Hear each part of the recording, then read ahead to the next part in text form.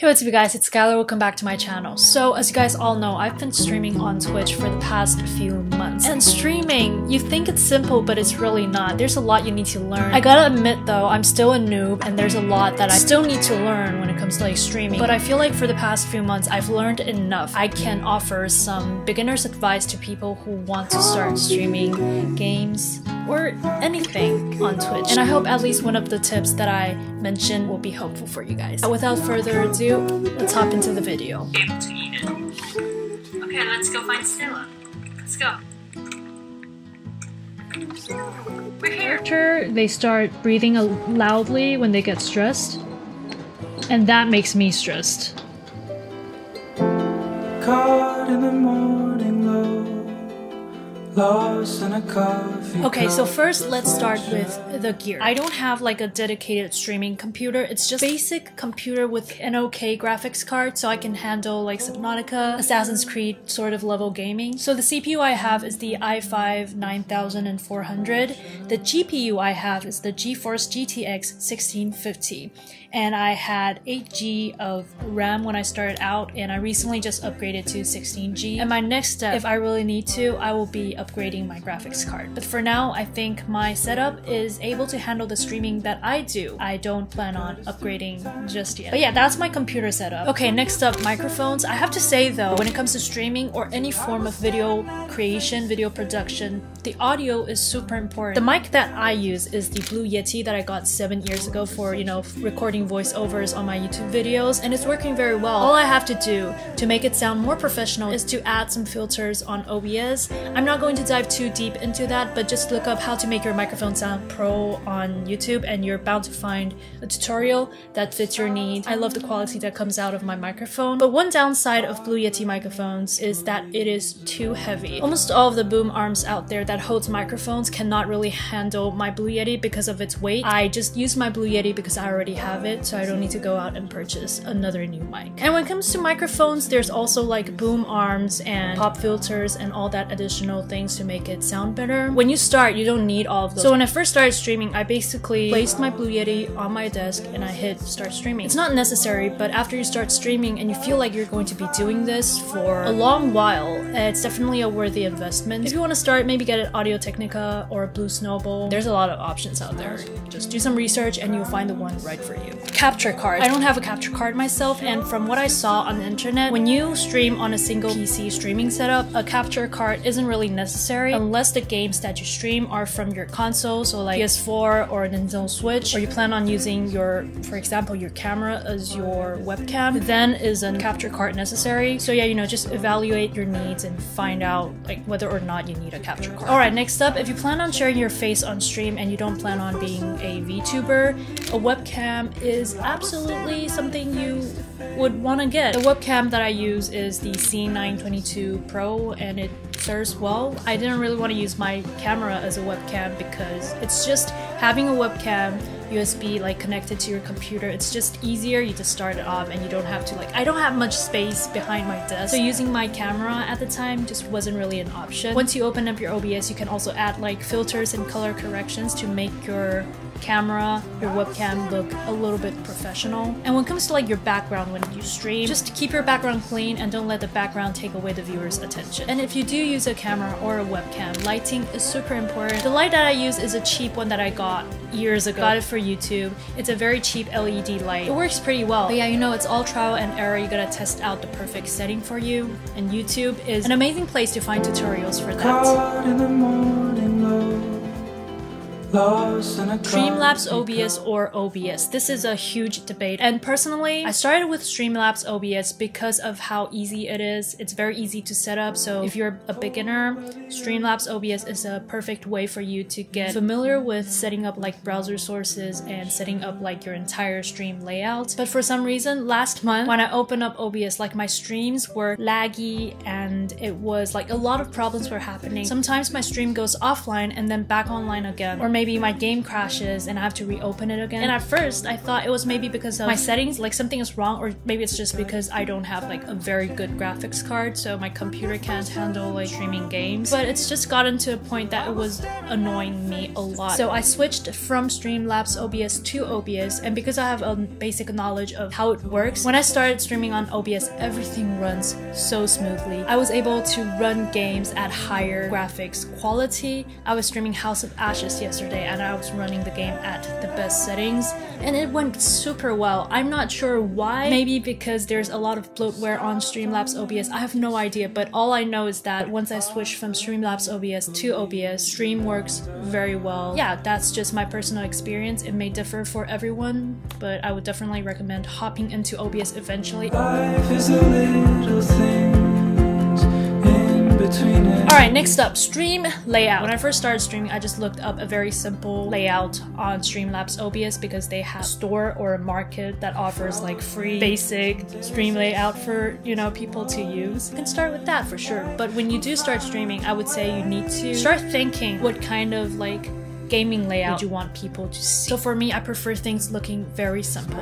Alright, so this is my stream layout. This is what it will look like when I play games. So the game will be running in the background, and then my webcam is there and the event list is there. And if I have like alerts or anything, it will just show up on screen. And I have all the alerts on the corner so it doesn't become too intrusive when someone do follow or subscribe. This is my mic, and I like to keep it a little bit away from my mouth so it doesn't capture my breathing or my, you know, small gasps when I play games.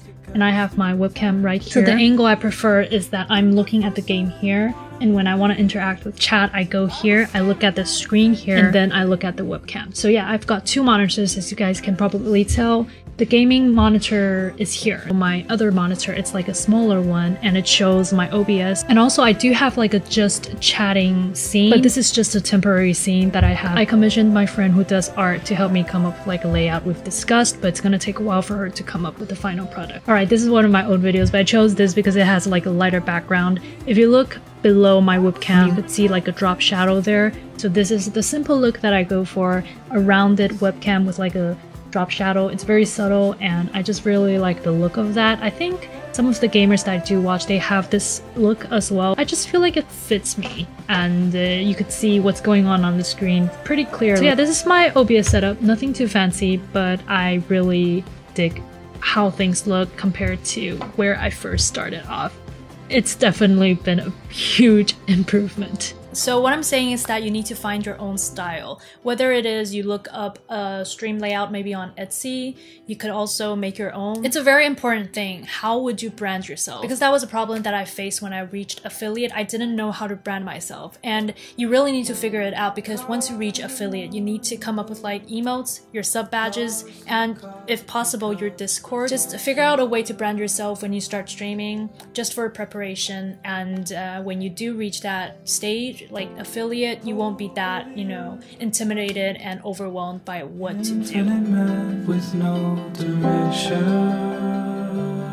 When I first started, I played Stardew Valley, My Time at Portia, and Spiritfarer. And all of those games really helped me put myself out there, because those are the kind of games that aren't really saturated. There are not many people streaming the game, but there are a lot of people watching the game, so it will be easier for your stream to get discovered. You need to find games that are not saturated, that you are also interested in, to kind of like put yourself out there. Also, fun fact, if you are into horror games, Resident Evil is a very good place to start. The world is such a beautiful place.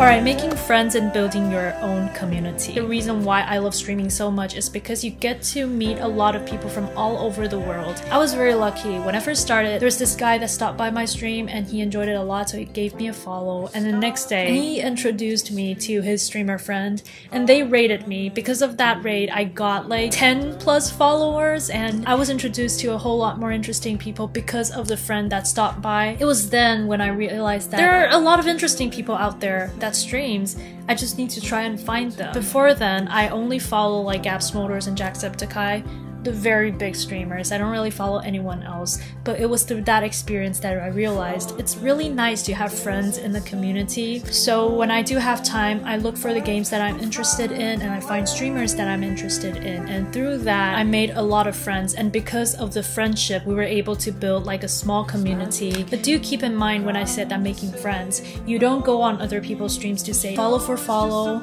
You don't go on people's streams and say I followed you, you should follow me. It's just not the way to go. Don't self-promote, don't be that desperate, and when you do that on other people's streams, it's not very respectful to the streamer. Be genuine, make connections, and if it's meant to be, it's meant to be.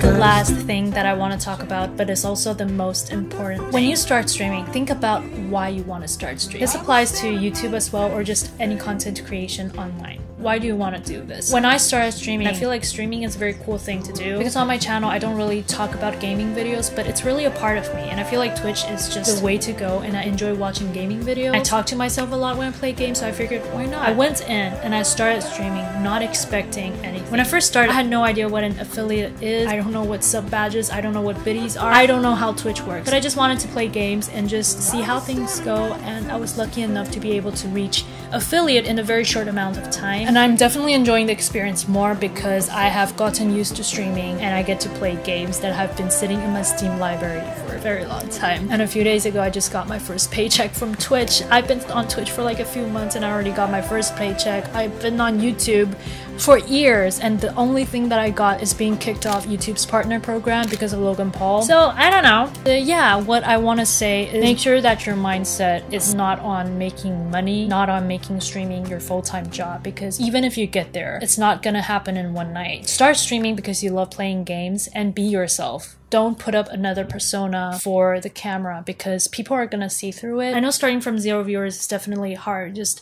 practice talking to a camera. Practice talking to yourself when you play games. I've got years of practice because I do YouTube and I talk to a camera, so it's not that hard for me. So when I first started, I just ramble, I talk about my day. I know it might feel weird in the beginning. I felt that when I first started filming YouTube videos, but I promise you, you'll get used to it. In the morning glow, lost in a car. Don't focus on viewer numbers. I turn that off when I stream. Don't look at that. That's gonna stress you out. Don't call out lurkers, and when people do, you know, say hi back. Greet them, you know, ask them how their day is, ask them what games they like, ask them if they played this game before. I don't know, just start a conversation, and if people like you, they'll stay. If people don't, they'll leave, but it's fine. That's not the most important thing. Just focus on the game and focus on having fun, because that's what matters most when it comes to streaming. When you first start out, that's gonna be the positive energy that draws people in. And for me, when I stream, I don't want it to be an added on pressure, so this is what works for me.